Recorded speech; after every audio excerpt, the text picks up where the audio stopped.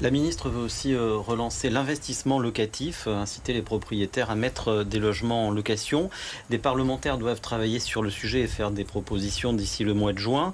Est-ce que c'est une bonne piste et est-ce qu'il faut notamment revenir sur des dispositifs incitatifs fiscalement tels que le Pinel? Oui, à l'évidence, l'arrêt du Pinel est un tournant et il répondait, ce dispositif-là, à un vrai besoin, donc il y a quelque chose à repenser. Mais ce qui est quand même flagrant, si vous voulez, c'est quand même assez formidable, c'est qu'on a des élus qui, à longueur d'année, nous font le rappel à la loi, le rappel à l'ordre. Il faut respecter les lois en France. Ils nous parlent de la délinquance, ils nous parlent de toutes les entraves. Et ils sont là, la loi, la loi, la loi. Et soudain, quand la loi les concerne eux, ah ben cette loi, elle est mauvaise, je ne l'applique pas, j'en veux pas.